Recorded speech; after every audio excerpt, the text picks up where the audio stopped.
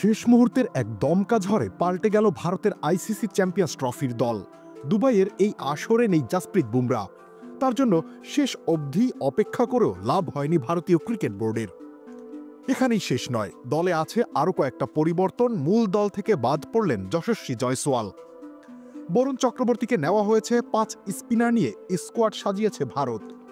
ইংল্যান্ডের বিপক্ষে টি-20 সিরিজের পর বরুণের প্রতি সদয় হয়েছে বোর্ড, কিন্তু একাদশে এতগুলো স্পিনারের জায়গা কোথায়? কুলদীপ যাদব চলতি ইংল্যান্ড সিরিজে একটা ম্যাচই খেলেছেন। এর মধ্যে বরুণও ঢুকে পড়লেন চ্যাম্পিয়ন্স ট্রফির দলে। ফলে বোঝাই যাচ্ছে বরুণের ওপরেই বেশি ভরসা করবে ভারত। শেষ দুটি আইসিসি ইভেন্টে বল হাতে ভারতের সেরা পারফর্মার বুমরা, কিন্তু এবার কপাল পুড়ল লোয়ার ব্যাক ইনজুরিতে। 2022 সালের টি-20 বিশ্বকাপের মতো আরেকটা আইসিসি ইভেন্ট মিস করবেন তিনি। বিকল্প খুঁজে নিয়েছে ভারত। ম্যাজিক হার্বাল টুথপেস্ট দূর করে দুর্গন্ধ সৃষ্টিকারী দাঁতের সমস্যা। ইয়েস, দেখাও তোমার ম্যাজিক। কে যাবেন দুবাইয়ে? মোহাম্মদ সিরাজ? না, তিনি হর্ষিত রানা। ইংল্যান্ডের বিপক্ষের পারফরমেন্সের পর এই পুরস্কার তার প্রাপ্যই ছিল। তবে জাসপ্রীতের জুতোয় পা গলানো সহজ কাজ নয়। সেদিক থেকে চ্যালেঞ্জিং সময় অপেক্ষা করছে কলকাতা নাইট রাইডার্সের এই পেসারের জন্য।